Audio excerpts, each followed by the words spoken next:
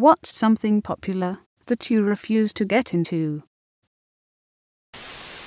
I am a new mom and there are so many stupid mom trends right now. But one of them is the natural looking toys with really bland colors that are more aesthetic. Very toys are the sad beige moms and their sad beige babies. There is a woman I know through work who considers herself a bit of an influencer. She had her baby 9 months ago, and everything she posts is the beige baby aesthetic. One morning before I went to a mummy group, I saw her post a photo of her baby wearing a matching tracksuit and bib in front of a boho wall hanging. Then 30 minutes later she walks into group with her son in a brightly colored Odyssey and carrying a plastic toy. Entire life is just for the gram. Honestly, I think I prefer this over living the sad beige baby life. At least the kid is happy, right? Haha, just wait until some kid at their high school 15 years from now finds that account. Sports betting, that's it. I've seen friends lose a lot and go into debt behind it. Man, my younger brother sports bets a ton and has been ultra successful, but I am nervous about what happens when his luck turns. I won't touch that shit. Some of these guys act like PhD students the way they study sports news, and even though I know a few of them at work who live/breathe sports and sports gambling, the best of them barely break even. You can imagine how much everyone else is losing. I went through a phase where I got way too into video games, stopped watching my hockey and NBA for 10-15 years. Just now coming out of it and starting to watch sports more religiously again. My god, the commercials, and the amount of sports betting commercials and old idols turned gambling shills is hugely disappointing. You didn't make enough in your $100 career. You need to retire into pushing broke school janitors and tradesmen into full-time gambling degenerates too. I'm mainly a football fan, not a full-on sports fan, but does it feel kind of gross to any fans when a player is endorsing the betting apps and stuff? Something just feels off. Lip injections. Jesus, the number of Insta models that look like they got stung on both lips is too damn high. Regardless of lips, the number of Insta models is too damn high. They're not models, they just take pics of themselves and post it on social media for attention. Let us not give them the satisfaction. Annoying/pranking people for viral videos. A good prank has the prank person laughing first. Too many people don't know how to prank properly. My 5-year-old's favorite prank is to swap the water in her dad's glass for lemonade, Sprite, give it a stir to get rid of the bubbles, and then wait for him to take a drink, expecting water and get sweet instead. Except she starts telling him to have a drink straight away, and insisting on it, so she gives it away. Everyone my age is playing pickleball, so much so that they cancelled my basketball league to make more space for the pickleball league. Pickleball? Haven't heard of it. What is it? It's like tennis or badminton or racquetball or ping pong, but somehow different. It's tennis for people who don't want to actually get involved athletically like tennis players need to. Arcade tennis without the knee destruction. The few times I tried it, it felt a bit hard on the lower back due to having to get low to reach the ball, but maybe I can get into it once my back has a natural hunch at my old age, and my knee has been destroyed. This thankfully gets posted anytime someone has lower back issues on Reddit, so I'll pay it forward, back, and I cannot suggest strongly enough that you do this a few times a week. Complete game changer. After I got used to this, I added some kettlebell deadlifts and squats to further strengthen my lower back, and I have not had a single issue since. Foundation training original 12 minutes.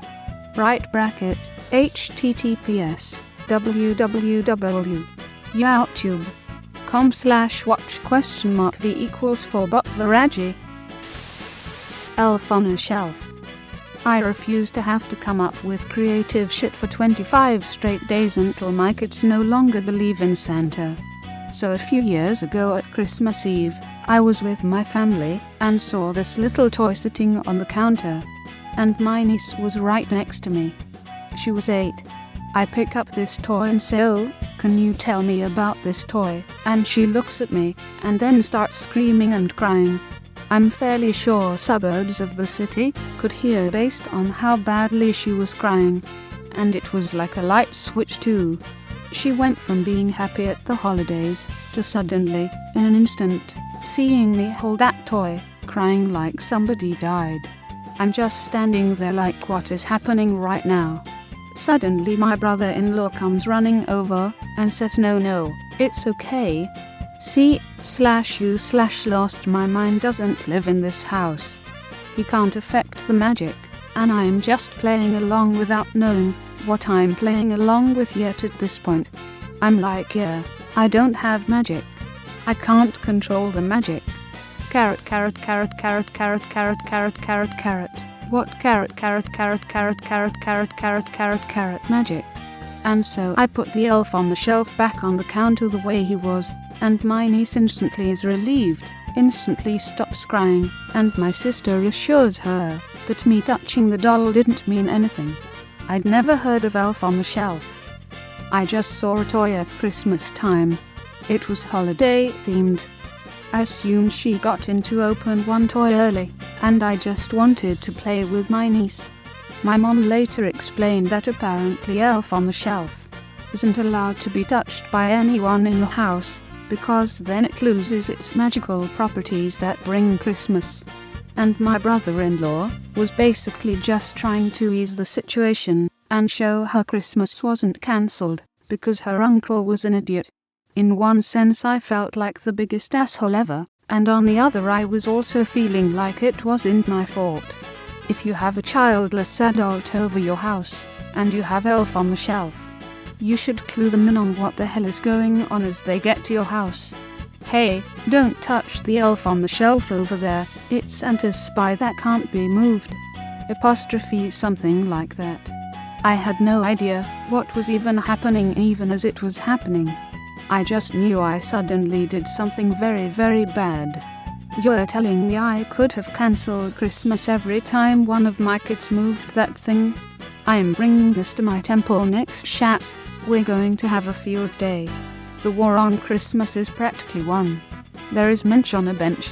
Speaking of which, anyone else notice all the good Christmas songs were written by Jewish people, and all the good Jewish holiday songs are stolen melodies from all the big Christmas songs? I keep telling myself I'm going to make a game out of that, but I'm lazy. Heroin, fentanyl, methamphetamine, collecting Funko Pops. Pretty much everyone I know my age collects them, and I don't get it. I will admit I own one that was gifted to me, and I like it, because no other figurine exists of this person to my knowledge. My friend often sells hers over time for around £60 each, which seems insane to me. Greater than I will admit I own one that was gifted to me, and I like it, because no other figurine exists of this person to my knowledge. This is why you can commonly get Funko Pops of random characters who otherwise only show up in the background of art on the box of other characters' merch. Also that they retail for $8 when not on sale. On sale you can get them for like $5. So people who wouldn't go for collectibles normally can get a whole set of characters they like for less than the cost of a single recast of a mediocre proper figurine off of Wish, let alone the cost to buy a decent figurine retail. Which again is assuming it both exists and can be bought unscalped. They're not popular because of the weirdos who buy dozens on the secondary market for 10x the price. They're popular because they're dirt cheap, offer a wide array of characters, and are available basically everywhere. Credit card debt. Cause I have $30,000 in credit card debt. When they call I tell them I can't pay it back yet. Credit card debt. League of Legends. Same. Arcane is good though. People ask is Arcane canon? And I respond is League canon? It ain't canon anymore, but it used to be. chatting with characters. Maybe the worst form of parasocial engagement. It's bad enough people think they're friends with streamers and content creators. Now they're just talking to themselves. It's actually wild to experience a parasocial relation from the inside.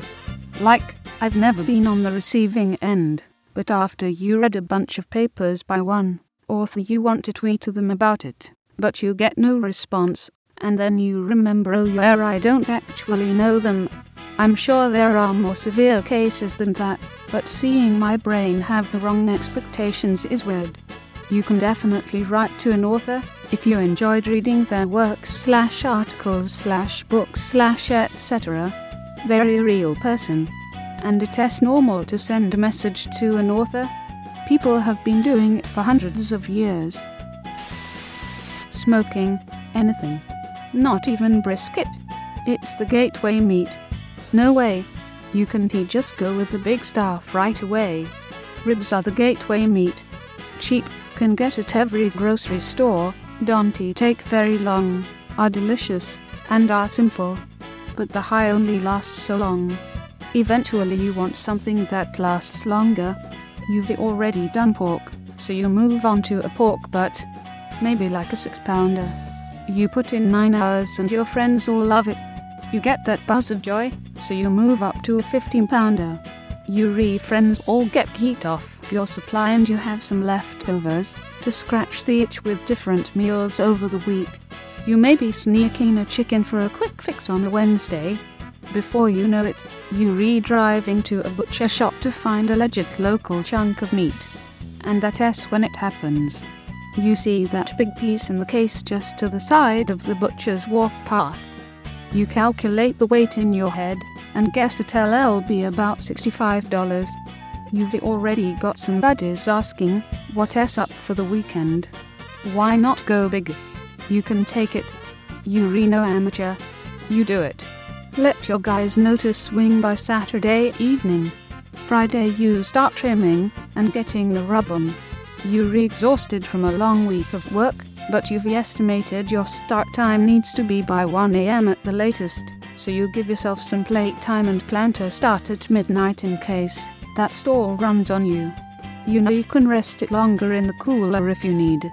You're no amateur, you remind yourself.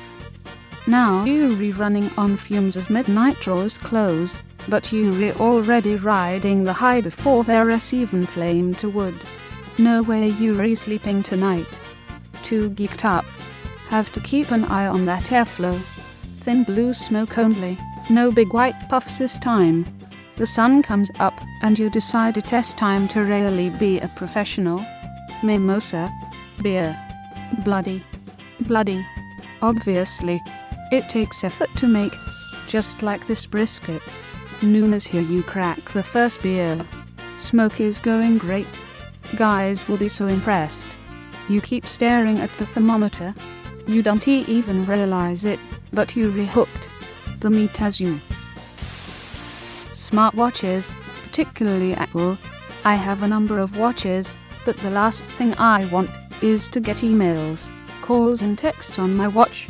Granted, people use them for fitness, but I do not. I can appreciate this. I have an Apple Watch, and it's great for quickly and discreetly seeing messages when I am working or in a meeting. But the notifications seem to produce a whole new level of anxiety. Just got my first Series 8SS. Instantly deactivated all notifications. Only use it as a watch for runs and biometrics. Deleted any app that didn't relate to those things. Enabled always on display, deactivated wake with wrist thing, so now it's always on the idle screen mode. Screen is on, but updates only to update minutes. I only lose the seconds hand, because I don't use complications. Wrist wake up stresses me out. Disabled Wi-Fi, no cellular, and set up an automation in my iPhone that turns off the screen of the watch when sleeping. Battery seems to last almost 2 days. Still too early to say. It's literally perfect so far. Pretty much a classic watch that does not look like a toy, plus biometrics, which is all I ever wanted. My stepsister, your stepsister, his stepsister, our stepsister. Alcohol. I get addicted to stuff quickly. Also, losing your senses for hours on end doesn't appeal to me. If you like drinking, that's fine, but I just won't. That's a good decision. Alcohol can ruin your life, health, family, job, etc. if you develop an addiction to it. I think for me the big problem was that for as casually as it is treated, alcohol is a deceptively powerful drug. For as obvious as it is to me now, I just didn't realize how dangerous it was because it just seemed so normal. There are very few easily available drugs that can cause someone to make such bad decisions, or that cause such catastrophic consequences to people every single day. But I don't think you can really even explain that to somebody, or they just think you're full of shit, because it seems so normal. I know I wouldn't have listened. I thought I could handle it like everyone else until I couldn't and wasn't. I agree with you. Alcohol is everywhere. Some people are perfectly fine to have a drink or two once or twice a month and be totally fine. But for others they become addicted and cannot stop. And it's not just the drinker that is being affected, it's also their family, their job, and unfortunately the safety of others, if that person decides to drive drunk. In my opinion, alcohol is worse than most drugs.